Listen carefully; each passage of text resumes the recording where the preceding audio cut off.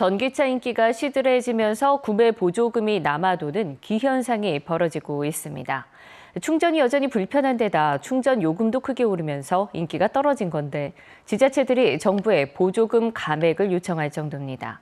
대전방송총국 송민석 기자입니다. 대전의 연도별 전기차 보급 대수입니다.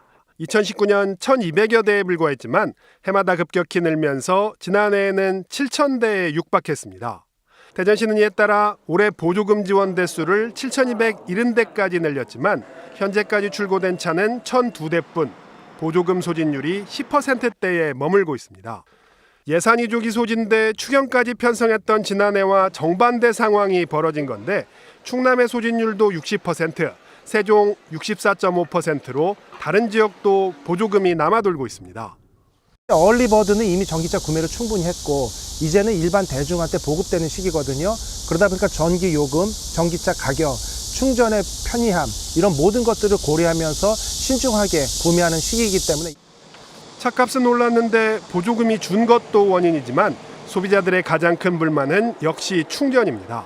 기름값은 내린 반면 충전요금은 3년 새 최고 80%까지 껑충 뛰었고 충전 인프라도 크게 나아진 게 없기 때문입니다. 유지비가 적게 든다는 그 메리트가 있어서 전기차를 사게 됐는데 지금은 전기요금도 너무 많이 올랐고 그리고 충전 같은 것도 편리할 줄 알았는데 하반기에도 수요가 늘 가능성이 적은 만큼 대전시는 환경부에 보조금 예산 감액을 요청하고 일부는 전기화물차 보조금으로 전용할 계획입니다. 화물 같은 경우는 아직 경제적으로나 여러 측면에서 이익이 되기 때문에 수요가 좀 있다고 판단되거든요. 그래서 승용 물량을 일부 화물로 전환해가지고 진행할 계획입니다. 가팔랐던 전기차 보급이 숨고르기에 들어가면서 친환경 차량 정책의 수정도 불가피해 보입니다. KBS 뉴스 송민석입니다. 삼척시는 올해 수소전기차 151대를 보급하기로 하고 1월부터 신청을 받았습니다. 하지만 신청 건수는 현재까지 10여 건에 그치고 있습니다. 다른 지역도 사정은 마찬가지입니다.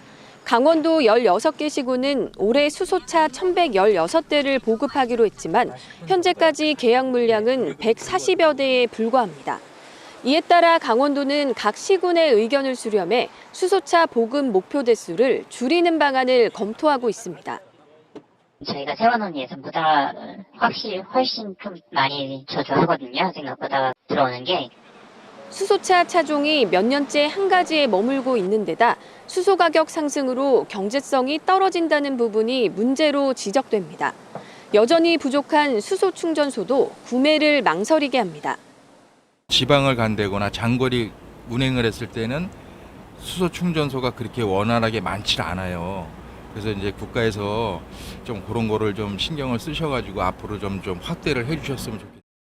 수소차 보급 목표 대수보다 실제 구매 대수가 적다 보니 2018년부터 지난해까지 강원 지역 수소차 보조금의 집행률은 줄곧 미달을 기록하고 있습니다. 사용하지 못한 보조금은 반납해야 하는데 2018년부터 반납한 국비만 55억 원에 이릅니다. 사용하지 못한 불용액이 발생하면 필요한 때 필요한 곳에 예산을 투입하지 못하는 등 재정 운용에도 악영향을 끼칩니다. 주행거리가 개선된 데다 차종 선택의 폭이 넓은 일반 전기 자동차에 대한 지원을 오히려 더 늘려야 한다는 주장도 설득력을 얻고 있습니다. KBS 뉴스 조윤주입니다. 요즘 전기요금 인상이 현실화되면서 전기차 충전 요금까지 덩달아 올랐죠. 저렴한 유지비가 전기차의 강점인데 갈수록 인상될 것으로 보여 차주들의 불만이 커지고 있습니다. 배지현 기자입니다. 3년 전 전기차를 구매한 강유주 씨. 최근 전기차를 되팔지 고민하고 있습니다.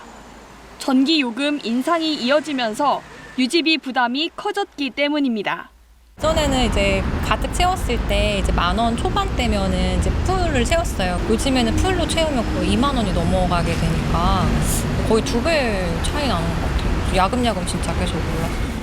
한전은 전기요금을 8원 인상한 지난 16일 직접 운영하는 아파트용 전기차 충전시설의 요금을 같이 올렸습니다. 지난해 9월 전기차 충전료 특례 할인이 종료되면서 충전요금은 이미 한 차례 오른 상태.